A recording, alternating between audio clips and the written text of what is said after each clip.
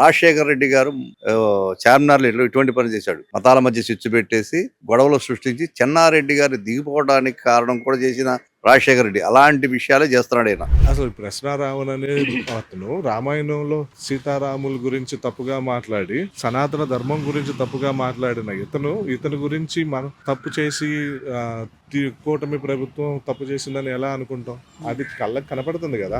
మరి ఈ దళితుల మీద మరి ఇంత ప్రేమ ఉండవా వాళ్ళంతా? గత వైసీపీ ప్రభుత్వంలో మరి డాక్టర్ సుధాకర్ గారిని నడి రోడ్డు మీద బట్టలు లేకుండా కొట్టి మరి ఆయన చంపినప్పుడు ఏమైంది? మరి అప్పుడు దళితులు గుర్తురాలేదా? ఈ ప్రశ్నారావణ వెనకాల ఎవరెవరున్నారు, వాళ్ళ యొక్క ఈ ప్రశ్నారావణులు, అభినయులు, జడాశ్రవణులు, వీళ్ళందరూ పక్క పిన్నులు. కింగ్ పిన్ ఎవరో కనుక్కోండి.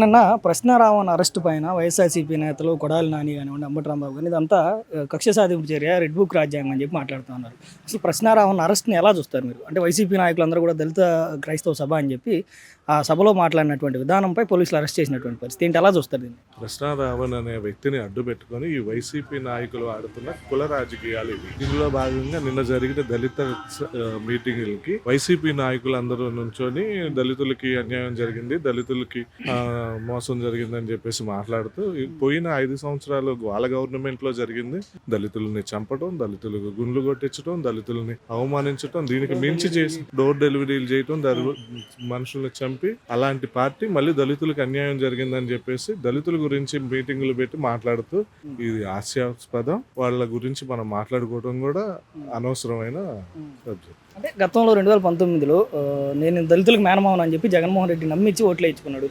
తర్వాత దళితులకు చేసినటువంటి మోసాన్ని చూసి దళిత సమాజం అంతా కూడా ఇది కూటమి ప్రభుత్వం పక్కన నిలబడ్డటువంటి పరిస్థితి. మళ్ళీ ఈ రోజు దళితులను దగ్గర చేసుకునే ప్రయత్నం జగన్మోహన్ రెడ్డి చేస్తే దళిత సమాజం నమ్మిద్దంటారా జగన్ని దళితులు ఎవరు నమ్మరు. ఒకసారి నమ్మిన వాళ్ళు మళ్ళీ రెండోసారి నమ్మరు కదా. అదే విధంగా దళితులు ఆల్రెడీ ఒకసారి ఆయన చేసిన మోసాన్ని గురి చూశారు కాబట్టి ఇంకోసారి ఆయన నమ్మి ఓట్లంటూ వేయరు, అతనితో ఎవరు నడవరు. దళితులందరినీ మోసం చేసిన జగన్ రెడ్డి మళ్ళీ దళితుల ఓటు బ్యాంక్ కోసం ఇవన్నీ చేపించి మీటింగ్ చేపించి ఈ ప్రశ్నారావణ్ని అడ్డు పెట్టుకొని జరుగుతున్న కుల రాజకీయం.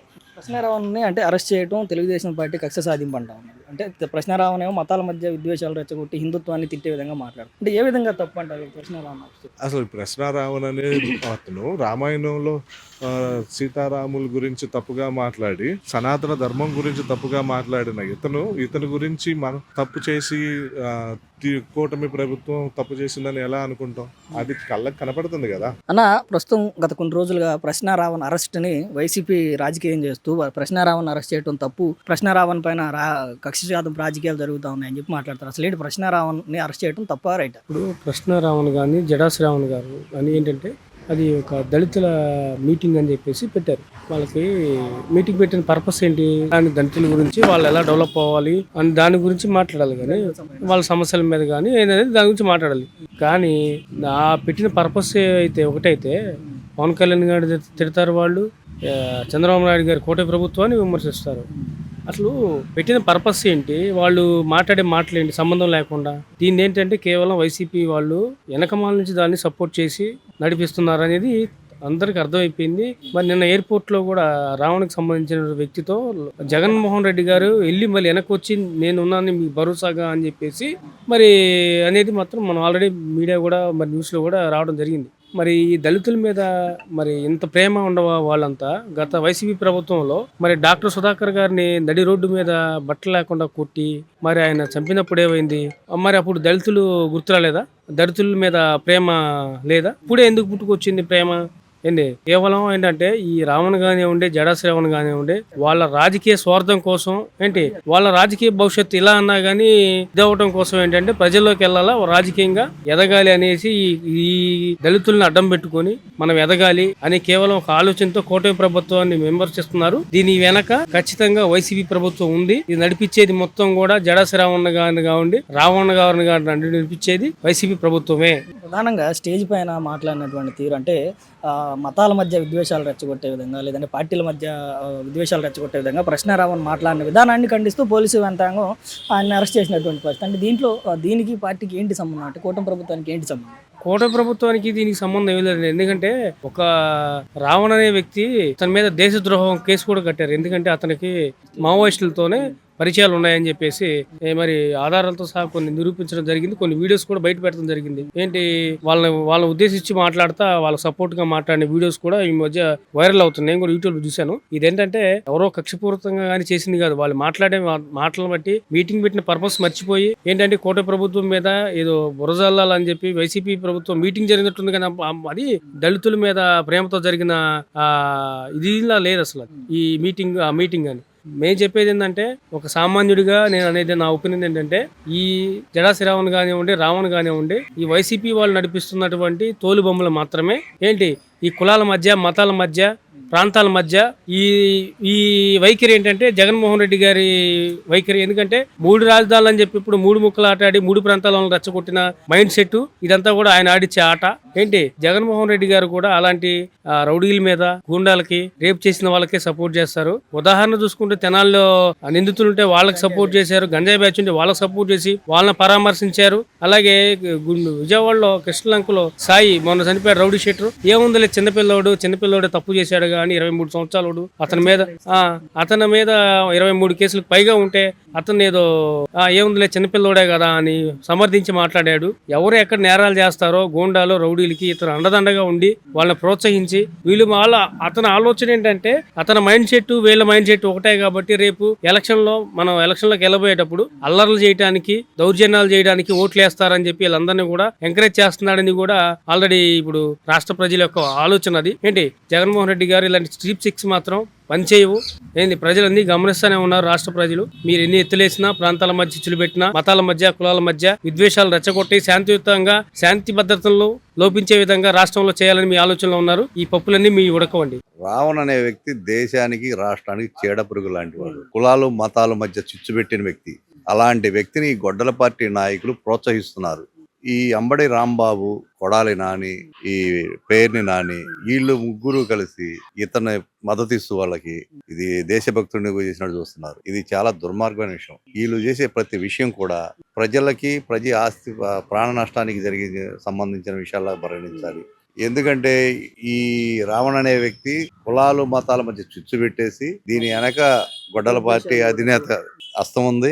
ఈ విషయం తెలుస్తుంది. ఈ కొడాలి నాని కానివ్వండి, అంబడి రాంబాబు కానివ్వండి, ఈ పేరుని నాని కానివ్వండి, వాళ్ళని ప్రోత్సహిస్తున్నాడు. పబ్లిక్ గా చెప్తున్నారు ఏమని, మేము రౌడీలను ప్రోత్సహిస్తాం, దొంగలను ప్రోత్సహిస్తాం, గూండాలను ప్రోత్సహిస్తాం, ఇలా ప్రోత్సహించే వాళ్ళని మేము మద్దతిస్తాం, మా డ్యూటీ అదేను, మా పార్టీ విధానం అదేను అని చెప్పేసి కూడా ప్రెస్ మీట్ లో అంబడి రాంబాబు స్పష్టంగా చెబుతాడు. ఇలాంటి వాళ్ళు రాజకీయాలకు అనర్హులుగా మనం భావించాలి. ప్రధానంగా అంటే అసలు వైసీపీ ఉద్దేశం ఏంటంటారు? ఈ విధంగా దళిత క్రైస్తవ సభ అని చెప్పి మీటింగ్ పెట్టి దాంట్లో వైసీపీ నాయకులందరినీ కూడా తీసుకొచ్చి స్టేజ్ మీద కూర్చోబెట్టి కేవలం దళిత క్రైస్తవ సమస్యల గురించి మాట్లాడకుండా ఒక్కదారి కూడా కేవలం సనాతన ధర్మం పైన విద్వేషాలు రెచ్చగొట్టడం, లేదంటే మతాల మధ్య విద్వేషాలు రెచ్చగొట్టడం, లేదంటే పవన్ కళ్యాణ్ గారిని తిట్టడం, లేదంటే కూటమి ప్రభుత్వాన్ని తిట్టడం ధ్యేయంగా పెట్టినటువంటి సభ.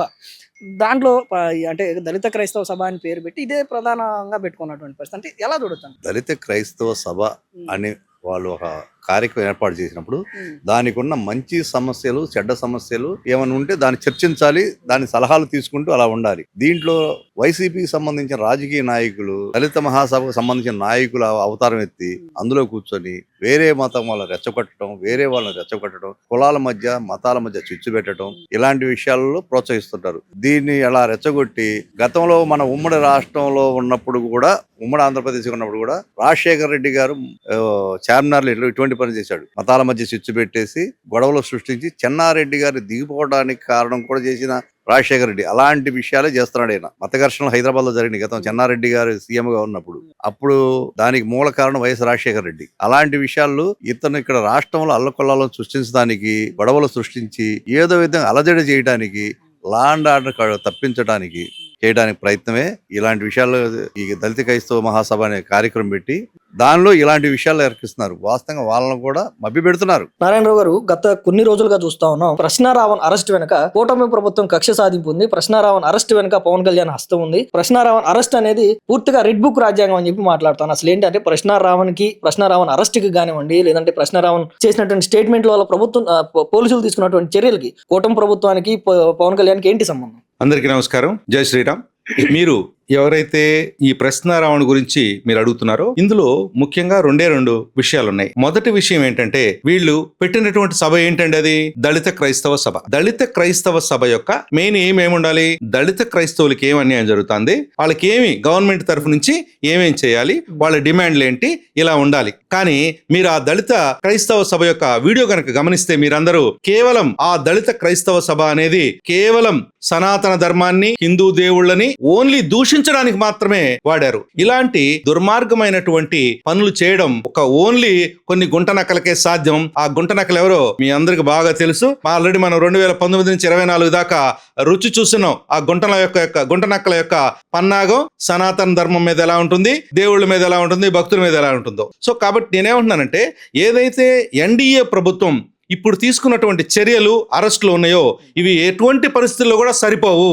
ఈ శిక్ష అనేది కేవలం ఒక ప్రశ్నారావణ్ అరెస్ట్ చేసి అతని మీద ఏదో ఉపా చట్టం పెట్టి వదిలేస్తే కుదరదు. దీని వెనకాల కర్త కర్మ క్రియ ఎవరు? ప్రశ్నారావణ్ ఎవరండి? ఒక చిన్న యూట్యూబ్ మెయింటైన్ చేసుకునే ఆయన, ఒక చిన్న యూట్యూబ్ మెయింటైన్ చేసేటువంటి ఒక వ్యక్తి ఇంత పెద్దగా దూషించడం, ఇంత దైవ ద్రోహానికి, ధర్మ ద్రోహానికి పాల్పడటం కుదురుతుందా? మీరందరూ ఒకసారి ఆలోచించండి. ఇందులో నేనేమంటున్నానంటే ఎన్డీఏ ప్రభుత్వానికి, గౌరవనీయులైనటువంటి చంద్రబాబు నాయుడు గారికి, అలాగే సనాతన ధర్మాన్ని రక్షించేదే కంకణంగా కట్టుకున్నటువంటి పవన్ కళ్యాణ్ గారికి నా విన్నపం ఏంటంటే, అయ్యా ప్రశ్నారావణ్ మీద ఏదైతే మీరు తీసుకున్న చర్యలు అభినందనీయం, కానీ ఈ ప్రశ్నారావణ్ వెనకాల ఎవరెవరున్నారు, వాళ్ళ యొక్క ఈ ప్రశ్నారావణ్లు, అభినయులు, జడాశ్రవణ్లు వీళ్ళందరూ పక్క పిన్నులు. కింగ్ పిన్ ఎవరో కనుక్కోండి. ఆ కింగ్ పిన్ని శిక్షిస్తేనే వీటన్నిటికి కూడా బుద్ధి వస్తుంది. ఇలాంటి వ్యక్తులు మళ్ళీ ఇలాంటి దైవ ద్రోహానికి, ధర్మద్రోహానికి పాల్పడకుండా ఉంటారు.